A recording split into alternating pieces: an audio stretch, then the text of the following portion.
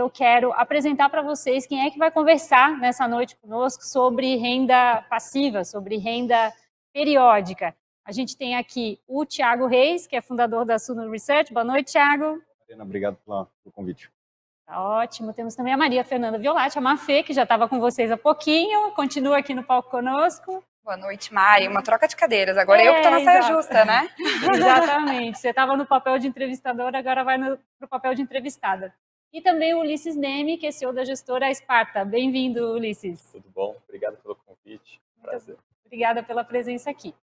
Bom, pessoal, nos últimos anos, os investimentos que oferecem uma renda periódica, aquele dinheirinho que pinga lá na conta de vez em quando, ganharam os holofotes. Até pouco tempo atrás, as alternativas dessa natureza se restringiam a ações de empresas boas pagadoras de dividendos ou aos fundos imobiliários que a Mafê acompanha. Mas hoje a gente tem muito mais alternativas. Tem Fiagro, tem fundo de infraestrutura e tem até CDB com renda mensal. E esses nossos convidados não estão aqui à toa. Eles são bastante identificados com alguns desses investimentos pagadores de renda. O Thiago costuma falar bastante de ações de dividendos, a Mafê com os fundos imobiliários e o Ulisses, que lidera a gestora de um dos maiores FIINFRAs, que são os fundos de infraestrutura, né, da Bolsa. A dúvida hoje é qual desses investimentos é o melhor para ter renda periódica nesse ano. E por isso eu vou fazer aqui o papel de advogado do diabo e fazer as perguntas para que a gente consiga identificar onde é que estão as melhores oportunidades. Então, eu vou começar com o Thiago, que vai falar com a gente sobre dividendos de ações. Thiago, a perspectiva de crescimento do Brasil nesse ano, ela é mais baixa do que 2022, que foi um ano em que a gente teve distribuição recorde de dividendos pelas empresas listadas na Bolsa.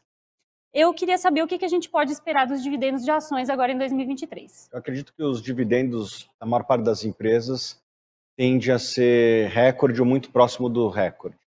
Vamos pegar empresa por empresa, né? A Vale é uma grande pagadora de dividendos, o preço do minério de ferro se recuperou nas últimas semanas, foi de 90 para 120 dólares, isso representa uma explosão no fluxo de caixa dessa empresa. A Petrobras provavelmente vai ter uma queda dos dividendos por dois fatores, né? Um que eu acho que já está meio quase que garantido, que é uma queda do preço do petróleo. No primeiro semestre do ano passado, a gente teve preço do petróleo batendo 120 dólares. Hoje, os preços de petróleo no mundo estão muito menores. O preço da gasolina já tem caído e deve reduzir o dividendo da Petrobras, além de que talvez uma nova política de dividendos por parte da empresa. Antes ela estava distribuindo muito próximo de 100%, né? Teve até um trimestre que distribuiu até mais que 100%. Provavelmente deve cair, né, nesse novo governo. Eles querem investir mais, vamos ver o plano, ainda não tem muita coisa a respeito disso.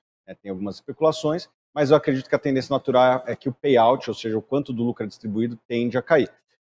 Os bancos devem ter lucros recordes, né, deveriam ter lucros recordes, vamos ver como é que vai ser o impacto das lojas americanas no balanço dos bancos, né?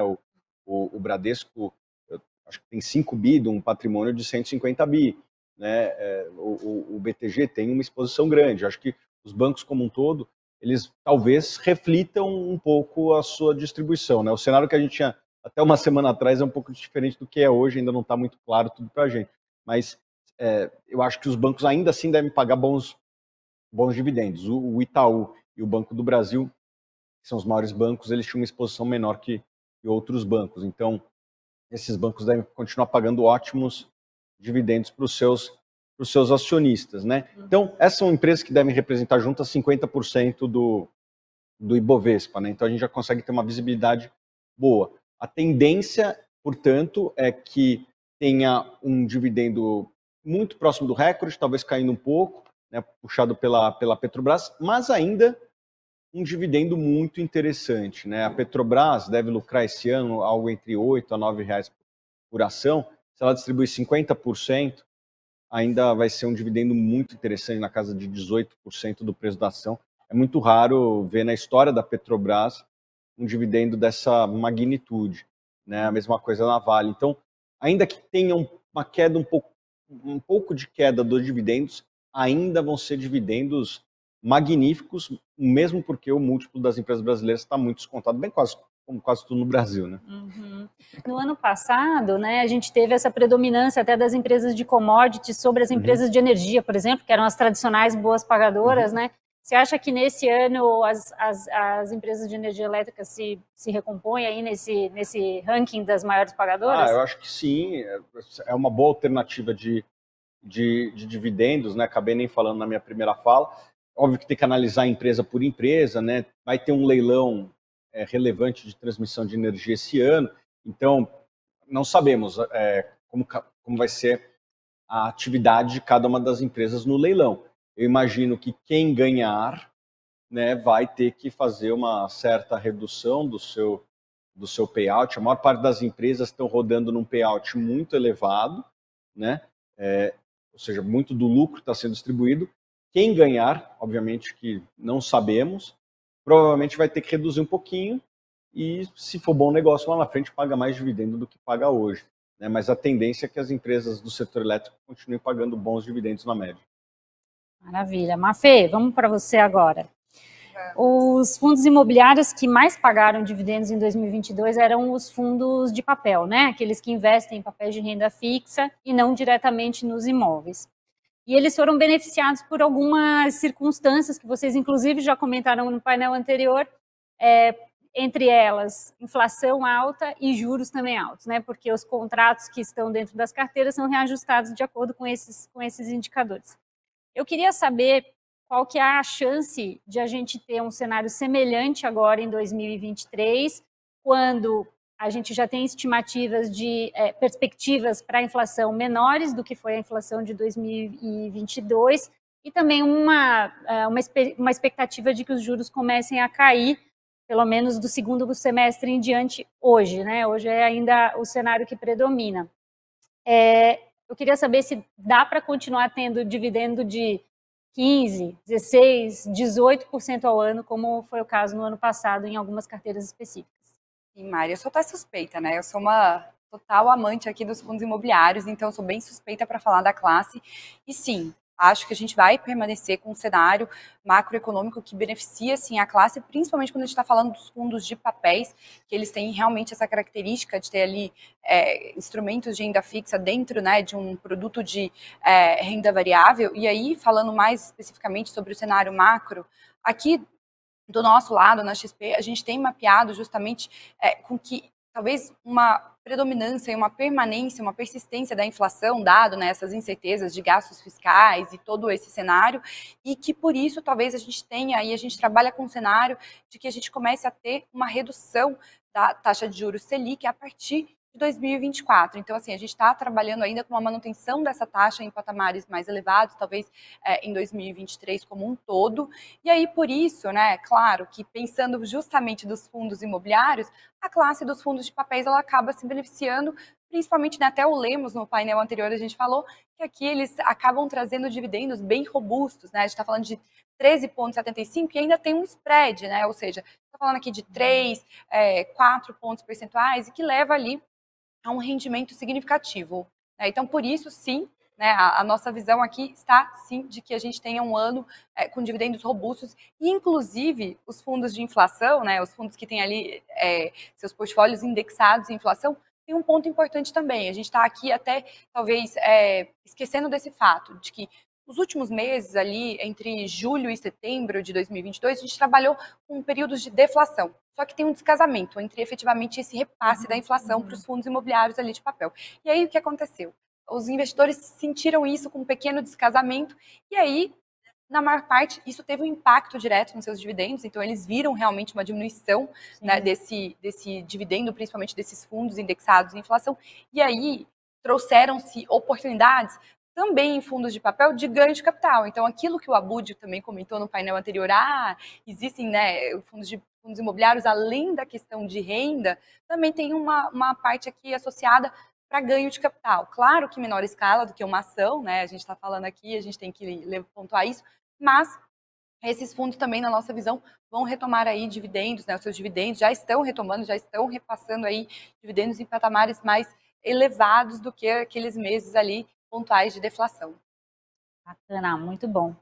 Ulisses, eu queria juntar um pouco as duas perguntas deles para falar, que eu fiz para eles para falar dos fundos de infraestrutura, né? Então, de um lado a gente tem os fundos de infraestrutura que investem em papéis também. Acho que vale a pena a gente até explicar um pouco melhor como é que funciona o produto, que é uma coisa mais nova, né? No mercado tem poucos produtos ainda listados, mas a gente tem então os fundos de papéis que também eventualmente podem sofrer alguma consequência das movimentações de Selic e de inflação. Por outro lado, a gente tem essa perspectiva de crescimento econômico menor do que foi 2022. Eu me pergunto aqui como que isso reflete nos projetos de infraestrutura que são financiados pelos recursos levantados pelos fundos de infra, né?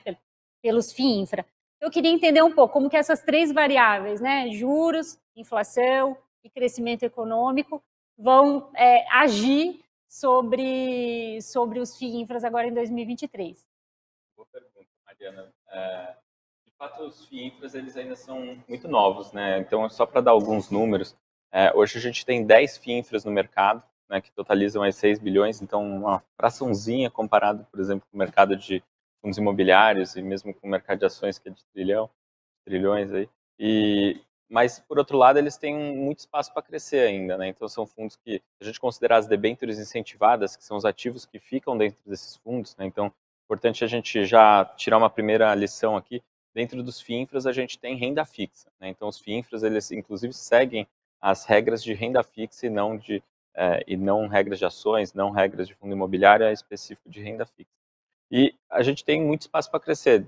As debêntures incentivadas hoje tem 200 bilhões de reais de estoque de debêntures incentivadas e tem a isenção, né, que faz uma diferença enorme nos rendimentos, né? Então, acho que eu gosto de destacar que num cenário de taxa de juros alta, de 14% a Selic, mais um spread de crédito, mais alguma coisa assim, está falando de retornos aí de 15, 16, às vezes um pouquinho mais até, por cento ao ano, e se a gente jogar ali a alíquota de R em cima disso, faz uma diferença enorme. Essa isenção tem um valor muito grande para o investidor, né? E a gente tem assim, um cenário bastante favorável no caso da infraestrutura, porque ela é um setor muito estável, muito previsível, né? É um setor regulado, né, que normalmente tem uma regulação, porque são investimentos de longo prazo, e daí o órgão regulador ele tem essa preocupação em ter regras bem claras, definidas, para justamente reduzir o custo de captação de recursos dessas empresas, né? Então tem um risco mais baixo nessas empresas e aí, consequentemente, você tem retornos de longo prazo que os investidores, pessoa física, conseguem acessar, né? Então eles não precisam, não tem o processo de intermediação de um banco, né? Então você tem direto o investidor acessando a debênture da empresa, né? Então você tem uma desintermediação ali e acaba sendo uma alternativa bem interessante.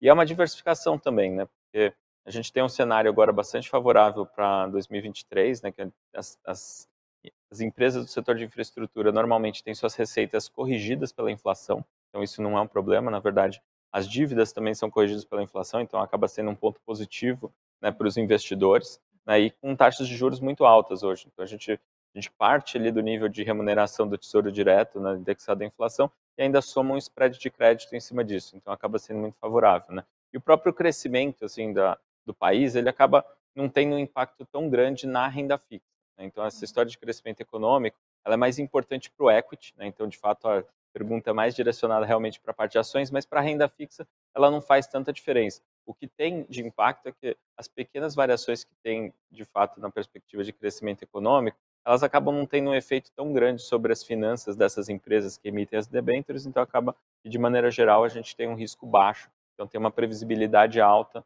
nesse segmento, né? Então a gente consegue entregar nesse veículo, né, no FIINFRA, a gente acaba conseguindo entregar bons rendimentos, normalmente protegido da inflação, isentos, e é isso aí, que eu acho que é uma opção boa para diversificação. Legal. Ulisses, você comentou dos fundos de infraestrutura investindo em renda fixa, mas a gente tem uma parte deles que investem em equity também nas empresas, Perfeito. né? A gente também, assim, aí tem duas categorias, tem o FIINFRA, que é focado em títulos de renda fixa, e tem o FIPE, que é os fundos de participação em infraestrutura, e esses fundos eles são mistos, né? Ele pode investir tanto em dívida de empresas ou em equity, né? Também pode investir em ações de empresas. Não necessariamente ações de empresas listadas, pode ser inclusive de empresas fechadas, ou de projetos específicos, né? Então, a parte de o FIPE, ele acaba sendo uma alternativa que normalmente ela é um pouco mais arrojada, mas também conta com isenção e para todos os gostos. Muito bom. Bom, gente, ações que pagam dividendos, FIIs e FIINFRAs têm vantagens e desvantagens para quem está pensando numa carteira de renda passiva, né? E essas vantagens e desvantagens deveriam ser consideradas por quem está montando essa carteira. E a minha proposta agora é lançar alguns temas relacionados a esses ativos que podem embutir vantagens ou desvantagens. E eu gostaria que vocês defendessem aqui ou apontassem, né, comparativamente quais são as vantagens e desvantagens de cada um. Thiago, eu queria começar pelas ações. E os temas que eu pensei em a gente conversar aqui são potencial de valorização e chance de tributação dos dividendos. Acho que de todas as categorias que pagam rendimentos mensais, essa que tem maior potencial de valorização. Quase todo ano, né, as ações que sobem mais que a média dos fundos imobiliários, e as ações que caem mais. As ações elas têm uma dispersão de valorização e de queda muito grande, muito maior que as demais categorias, né? Isso significa que quando você acerta a ação, geralmente você ganha muito dinheiro, né? A volatilidade delas é maior. Estamos gravando num dia que algumas ações de dividendo, como Petrobras e Banco do Brasil, subiram 6%, 5%, 6% cada uma, né? Óbvio que elas tinham caído também algumas semanas anteriores. Então, isso acontece, né? Ações elas são mais voláteis e quando os ventos sopram favoravelmente, a tendência é que elas se valorizem mais do que outras classes de ativos. A tributação de dividendos, o texto que foi aprovado na Câmara e hoje está no Senado, eu acredito que vai ser aprovado em algum momento, ele traz a tributação, mas ele também traz uma redução do imposto de renda.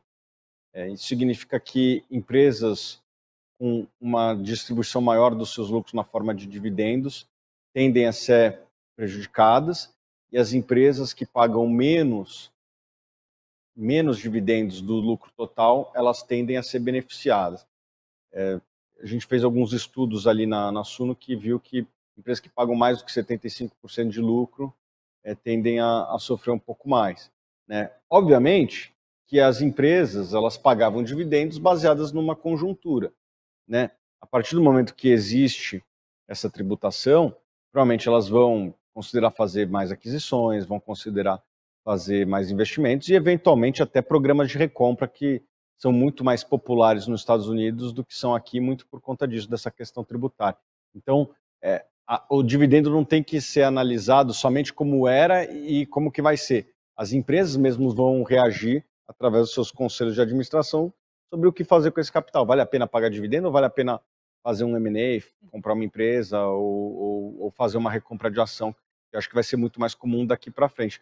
Do jeito que está, o efeito ele não ele é praticamente neutro, né? Obviamente que algumas empresas vão pagar um pouquinho mais, outras empresas vão pagar um pouquinho menos de imposto no total, mas na média ele é neutro. Entendi, muito bem. Mafê, sobre os FIIs, os temas que eu pensei em a gente discutir aqui são vacância e recorrência de pagamentos de dividendos. Boa. Eu acho que a classe como um todo, ela é uma classe que ela é a porta de entrada para a renda variável. Então, se a gente está falando disso, sem dúvida alguma, associada a ela menos riscos do que as ações. Então, também tem aí uma questão também de talvez esse potencial ser menor. Mas quando a gente está falando de recorrência de dividendos, sem dúvida alguma, a classe dos fundos imobiliários talvez seja a mais famosa e a que tem aí talvez um histórico e uma consistência, né, no pagamento desses dividendos bem sólido, né? Então, quando a gente está falando aqui, a gente sabe que, inclusive, o próprio regulamento da classe regra que 95% desses lucros devem ser distribuídos no semestre, mas, de praxe, a classe como um todo, ela paga mensalmente. E a gente vê aí uma constância e cada vez mais os gestores buscando manter ali justamente os patamares dos dividendos né, bem próximos, para não ter aí uma inconsistência. Então, sem dúvida alguma, ao meu ver, a classe é que ela se destaca por ter essa solidez e essa consistência. Talvez aqui os meus colegas tenham dificuldade para falar disso, hein, Thiago? Para bater isso. Ações não têm essa recorrência, né? A maior parte delas, pelo menos, né? As empresas, em geral, pagam dividendos a cada semestre, ano, às vezes trimestre, e uma ou outra paga todo mês, né? Mas... exato. De fato, os fundos imobiliários eles têm uma característica, né, que é uma previsibilidade grande da distribuição de dividendos.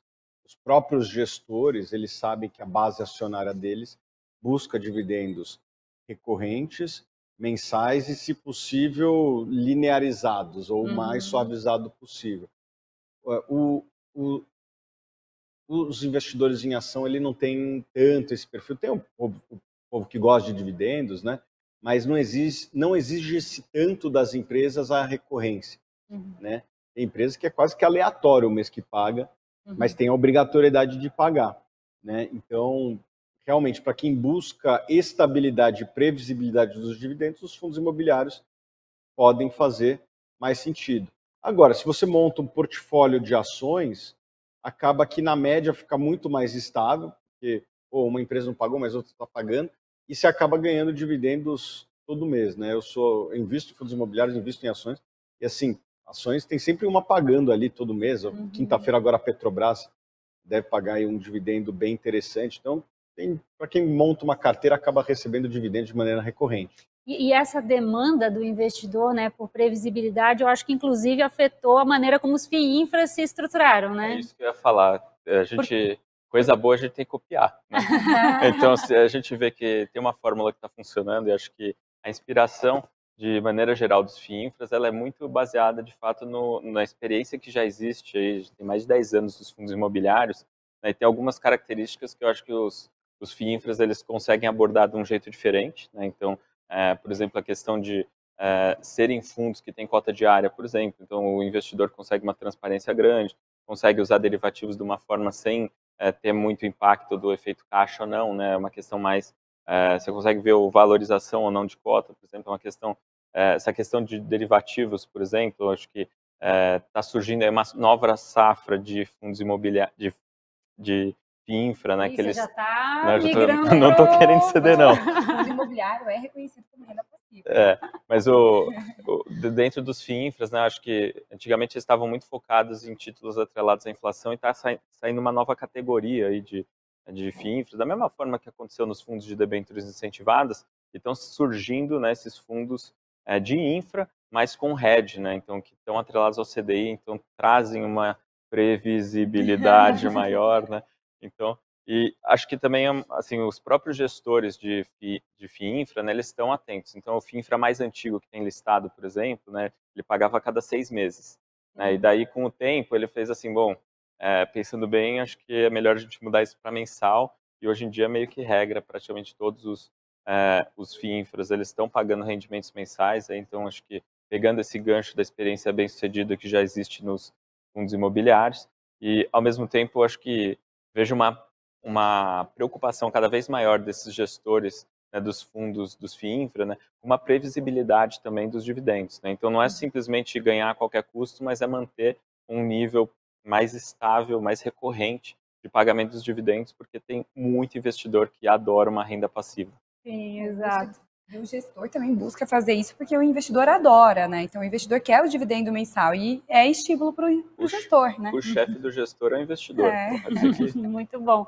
Para continuar nos FIINFRA, agora eu separei aqui os 2 temas para falar sobre eles especificamente.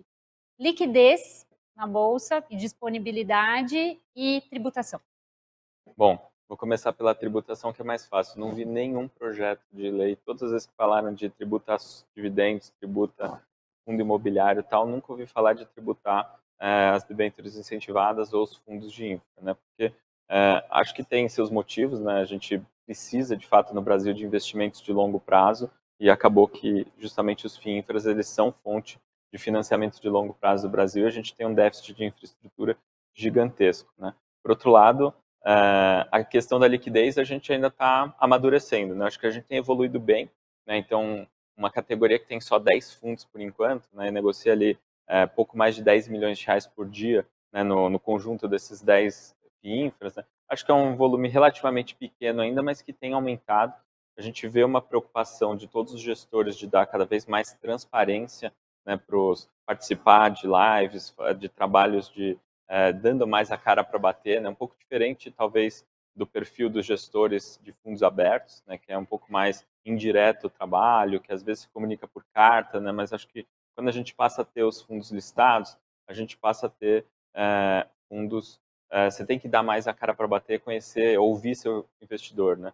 Acho que lá na Sparta mesmo a gente tem tido uma experiência super boa, né, nesse relacionamento com os investidores. A gente tem ouvido muito o que eles falam, seja através das redes sociais, seja por e-mails que chegam, seja perguntas em lives, etc. E muita coisa, por exemplo, que a gente fez nos nossos relatórios, relatório interativo, etc., foi baseado justamente nesses feedbacks dos nossos chefes, aí, dos investidores, né? Então, acho que... E com isso a gente tem visto uma liquidez melhorando também, né, dos fundos. Então, acredito que é um trabalho em andamento, né, está crescendo e deve ter um espaço enorme para crescer. O próprio número de cotistas, né, se a gente comparar, por exemplo, com o que foi o começo dos fundos imobiliários, né, a gente aí hoje está com quase 100 mil cotistas, né, nos FIINFRAs, né, e esse número tem crescido bem, pelo mais que dobrou esse ano de 2022, e acho que o prognóstico para frente é igualmente positivo, né, um patamar que os fundos imobiliários eles demoraram bem mais tempo para chegar, mas que nem eu falei, acho que a gente está, assim, já teve os fundos imobiliários antes abrindo o caminho, né, e de fato a gente desbravaram, né, não vou criar um problema aqui, mas desbravaram de fato e abriram, né, tanto que a gente tem milhões de CPFs hoje com fundos imobiliários e a gente tem igualmente espaço para os FIINFRAs. E vou até chamar aqui, não está representado aqui, né, mas para os FIAGROS também, né, é outra categoria que tem bastante espaço para crescer. Ulisses, mas a tributação do FIINFRA hoje ela tem particularidades, né, em relação a como funciona hoje a tributação de rendimento e de... Olha, a tributação do FIINFRA ela é super eficiente hoje, porque, assim, aí, diferente dos fundos imobiliários, né, então, a gente, dentro do fundo, a gente não paga imposto. E daí, mesmo que eu invista em um ativo que não é uma debênture incentivada, eu também não pago imposto e o meu investidor não paga imposto. Então, assim, o veículo como um todo, ele é isento, dentro da carteira e fora da carteira. Seja para rendimento, seja para ganho de capital. Então, assim, ele é totalmente isento. Né? Isso é muito bom, porque dá muita eficiência para ele. Então, permite que a gente capte recursos, por exemplo, no fundo, e consiga alocar de uma forma ordenada, não necessariamente você precisa sair desesperado alocando, ou fica numa aplicação que eventualmente não paga nada. Né? Você consegue já alocar, por exemplo, em ativos que às vezes nem são incentivados, e você tem um tempo adequado. Né? A regulação nesse aspecto ela foi muito bem pensada, para dar tempo de você enquadrar de uma forma ordenada o fundo, sem desespero, sem nada. Então, acho que, nesse ponto, acho que de todas as tributações aqui, das categorias que a gente comentou, acho que a mais favorável para o investidor e que acho que tem menos risco de sofrer alterações é a dos FIINFRAs. Tá certo. Cada um puxando a brasa para sua sardinha aí. Chegou uma pergunta aqui do Denis Yudi Siguieda. A provável política fiscal vai favorecer qual dos 3 tipos de investimentos? FIIs, ações ou renda fixa?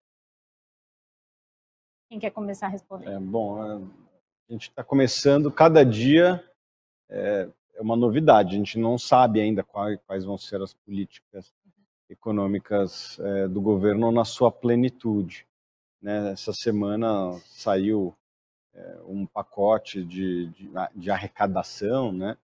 Isso aí deu até uma calma maior em alguns. Né, isso garantir um certo equilíbrio fiscal que reduz muito aquela preocupação inicial de um rombo enorme. Né? Se for por um caminho de gastar muito mais do que se ganha, a tendência natural é que os fundos de renda fixa eles se mantenham competitivos. Se tiver algum tipo de responsabilidade fiscal, a tendência é que as ações se valorizem de maneira expressiva. Felizmente, nos últimos 10 dias, acho que o governo está vendo que a responsabilidade fiscal ela é condição sine qua non para que a gente tenha uma sociedade equilibrada. Vocês querem dar o pitaco de vocês sobre esse tema também? Se eu puder só complementar, e daí eu acho que tem uma questão aqui nos fundos imobiliários que acaba sendo até benéfico, né? Se a gente parar para pensar, dentro da classe dos fundos imobiliários tem duas subclasses distintas, então seriam os fundos de tijolos e os fundos de papéis. Então eu acho que nesse cenário, talvez aí que a gente está falando aqui, né, de incertezas, pressão inflacionária, né, uma possibilidade de manutenção dessa taxa de juros em patamares mais elevados, então sim, né, os fundos de papel, eles acabam se beneficiando. E aí, se eventualmente nós tivermos, né, realmente o cenário que o Thiago acabou mapeando aqui, traçando, aí também é um cenário que ao mesmo tempo que é favorável para as ações, também é favorável para os fundos de tijolos. Então, a classe e quando você compõe um portfólio, né, a carteira do investidor equilibrada, claro, a gente tem que lembrar, né, não somente alocar num só perfil dentro, né, numa só classe dentro dos fundos imobiliários. Então, acaba que você diversifica e você acaba tendo ali uma questão de descorrelacionar. Então, isso acaba tendo um benefício grande na própria carteira. Então, sim, acho que a classe vai bem aí perante o cenário, tanto mapeado aqui pelo Thiago, né, uma possibilidade, ou então uma manutenção aí, talvez, de uma pressão inflacionária até a taxa de juros em patamar mais elevado. Perfeito. Olha, eu queria só acrescentar que, como gestor de renda fixa, todo mundo acha que eu gosto de juros altos. E é mentira, eu gosto de juros caindo. Eu gosto de juros menores. Então, o que o Thiago já falou, a Mafê também aqui, acho que se de fato a gente tiver mais clareza no cenário, né, e ter uma percepção fiscal melhor, de fato tiver direcionamento mais adequado, abre espaço para cair as taxas de juros. Naturalmente, isso deve beneficiar a renda fixa, particularmente acho que no mundo de infraestrutura é bom porque viabiliza muito mais projetos e você passa a ter um leque muito maior de oportunidades. Por outro lado, daí eu acho que tem uma resiliência no mundo aí dos infras e particularmente na renda fixa de maneira geral, porque na renda fixa incentivada de maneira geral, porque se porventura a gente continuar com taxas de juros muito altas por muito tempo, acho que esses fundos acabam se beneficiando, justamente porque tem os juros bastante elevados já e tem a isenção que, como eu falei, a isenção com taxas de juros altas, ela faz uma diferença enorme nos rendimentos líquidos dos investidores. Então, acho que acaba sendo mais defensivo, no caso da parte de infraestrutura. Perfeito. Pessoal, batalha amistosa, todo mundo comportado. Foi ótimo. Obrigada demais pela participação de vocês. Agradeço ao Thiago, a Mafê e ao Ulisses. E espero recebê-los aqui outras vezes para a gente tratar aí desse tema que está cada vez mais interessando aí os nossos leitores, os nossos espectadores. Obrigado, Mariana, pelo convite. Obrigado pela companhia. Também, é um prazer, né? Estar do lado de cá. Muito bem. É isso aí, pessoal. A gente vai para o break comercial bem rapidinho e volta com o último painel do dia. Segue aqui com a gente no Onde Investir 2023.